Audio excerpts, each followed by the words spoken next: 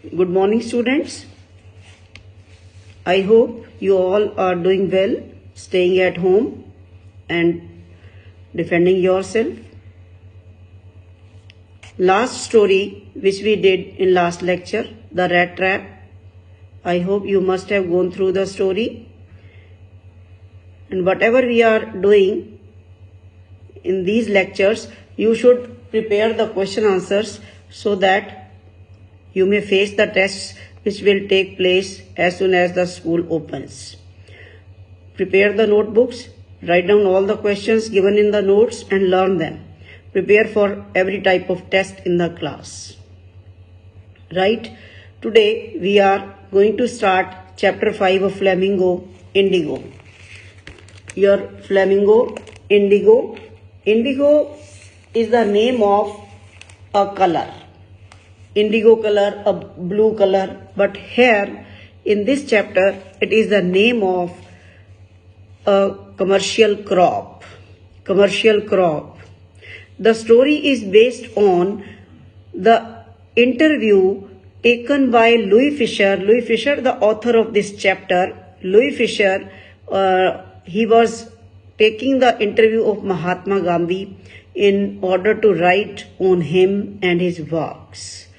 So what he did, he visited him in 1942 at his ashram Sevagram in Ahmedabad, where he was told about the Indigo movement started by Gandhiji. Right?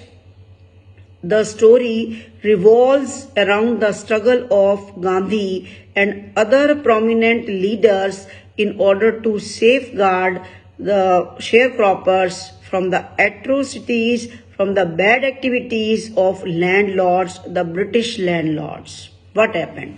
Let's start the story.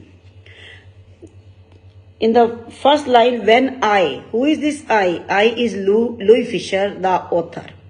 Louis Fisher is telling us that when he met Gandhi in 1942 at his ashram in Sevagram, Gandhi told him that today he would tell him what happened in 1917, that for the first time he felt that the Britishers are outsiders and they must quit India. How he took the initiative, how he initiated the departure of British from India.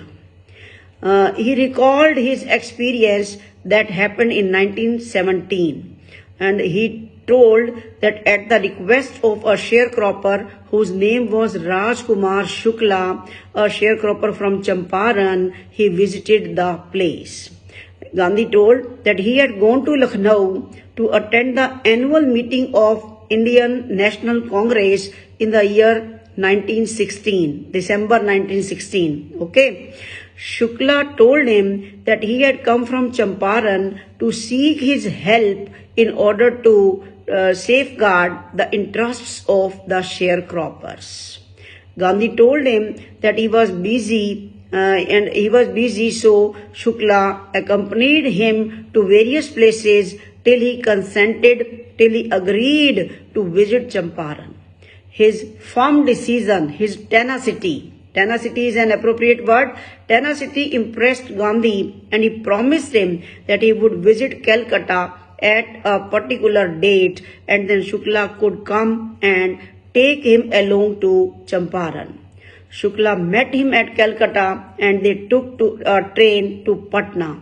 He did not go to Champaran straightway. He visited many other cities on the way. And what are the names of cities? It might be a question. Mind that. They took a train and went to Patna. Gandhi there went to the lawyer Rajendra Prasad's house and they waited for him. He was out of town. In order to grab the complete knowledge of the situation, he reached Muzaffarpur, which was on the way. It was on 15th April 1917. And before that, I would like to tell you, when he went to see this Rajendra Prasad, he was out of town, and other servants identified him as a yeoman, as a cultivator, as a sharecropper who used to come to pester, to trouble their master every now and then. And they took Gandhi as a companion of the sharecroppers, and they made them sit on the floor. And not only made them sit, they instructed them not to touch their source of drinking water. And for the first time, Gandhi came to know that the social evil like untouchability was also prevailing in their society. Let's move to next paragraph. And he was welcomed by Professor J.B. Kripalani and his students at the railway station. Gandhi was surprised to see the immense support for an advocate of home rule like him.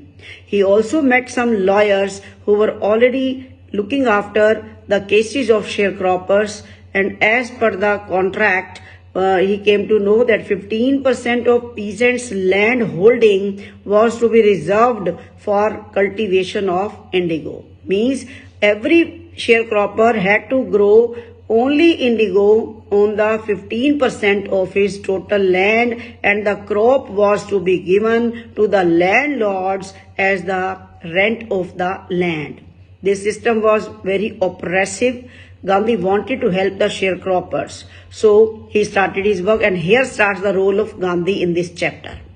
Next question. So he visited the British Landlord Association, but he was not given any information because he was an outsider.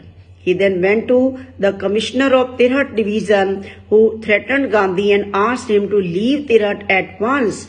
Instead of returning, he went to Motihari. Who went to Motihari? Gandhiji. Here he started gathering complete information about the indigo contract. He was accompanied by many other lawyers there in Motihari, and one day as he was on his way to meet a peasant who was maltreated, who was ill-treated by the indigo planters, these Britishers, he was stopped by the police superintendent's messenger, who served him a notice and asking him to leave Motihari at once, Champaran city at once. Gandhi received the notice but disobeyed the order. A case was filed against him. Many lawyers came to advise him, but when he stressed, they all joined his struggle and even consented to go to jail in order to help the poor peasants. On the day of trial, on the day of this case, a large crowd gathered near the court. It became impossible to handle them, to regulate them, to control them. Gandhi helped the officers to control the crowd. And Gandhi was very friendly by nature, and in the first attempt he made them realize that if Indians did not wish, Britishers could not continue with their rule in India, which was unchallenged and unquestioned earlier. It could not be possible thereafter. Then Gandhi gave his statement that he was not a lawbreaker, but he disobeyed so that he could help the peasants. He was granted bail, and later on the case against him was dropped. Finish. Gandhi and his associates started gathering all sorts of information related to indigo contract and its misuse. Later, a committee was set up to look into the matter of indigo. After the inquiry was conducted, the planters were found guilty and were asked to pay back to the peasants. Expecting refusal, they offered to pay only 25% of the amount. They were thinking that Gandhi would not accept it, but Gandhi, who was a very good advocate, he accepted this too, because he wanted to free the sharecroppers from the binding of the indigo contract.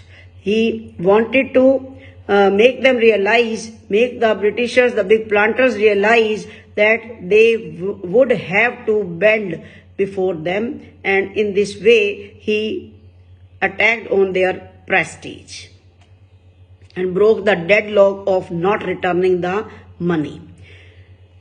After this, Gandhi finished the chapter of Indigo, but his politics was not related to only political or economical matters. He looked at the worst condition of the people of Champaran, and he wanted to do something for their upliftment, for their improvement. So what did he do? He opened 6 clothes in Champaran villages, and volunteers like Mahadev Desai, Narhari Parekh and his son Devdas taught them. Kasturbai, the wife of Gandhiji, used to teach them about the personal hygiene, the rules of self-sanitation, and later on, with the help of a volunteer doctor, he provided medical facility to the natives of Champaran, thus making their lives a bit better. A peacemaker whose name was C.F. Charles Freer Andrews, wanted to volunteer at Champaran ashram if Gandhi agreed, but Gandhi refused, as he wanted Indians to learn the lesson of self-reliance so that they would not depend on others. Gandhi told the writer that it was Champaran's incident that made him think that he did not need the Britishers' advice while he was in his own country. And this visit to Champaran came like a turning point in the life of Gandhi. And student, now you will go through the story and will collect the facts, what was the role of Gandhi in Champaran or in eradicating this Indigo conflict. And first go through the story, and tomorrow I will send you the notes on this chapter. Thank you.